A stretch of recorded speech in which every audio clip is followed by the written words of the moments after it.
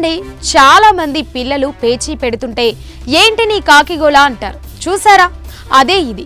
ఓ chicken షాపుకి రోజు ఓ కాకి వచ్చి పదే పదే అరుస్తుందట. 1-2 సార్లు కాదు, గంటలు గంటలు అరుస్తుందట. పాపం, దానికి ఏం కష్టం వచ్చిందో అరుస్తూనే ఉందట.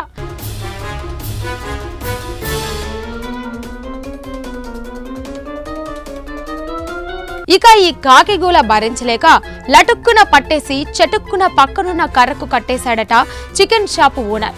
పాపం, గోల తగ్గుతుందని అతని ఆశ. ఈ తతంగం అంబేద్కర్ కోనసీమ జిల్లా తాటిపాక డైలీ మార్కెట్ లో జరిగింది.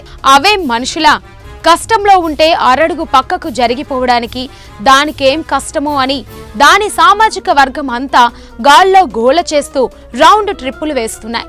ఇదేం గోలరా నాయన, ఒకదాని టార్చర్ భరించలేక తాడుతో కట్టేస్తే వీటన్నిటి గోల ఎలా భరించాలి, మీరే చెప్పండి అంటూ వీడియో తీసి సోషల్ మీడియాలో పోస్ట్ చేశాడు.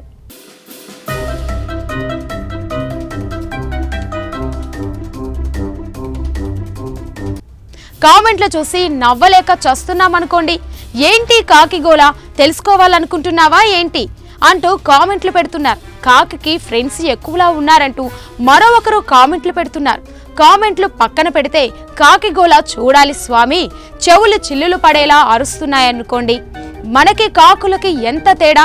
ఫ్రెండ్స్ అయితే కష్టం అనేసరికి పక్కకు తప్పుకుంటారు. కాకులు చూసారా, వాటికి తోచిన సాయం చేస్తున్నాయి. అది మ్యాటర్ అనుకున్నట్లే సోషల్ మీడియాలో ఫుల్ వైరల్ అవుతుంది.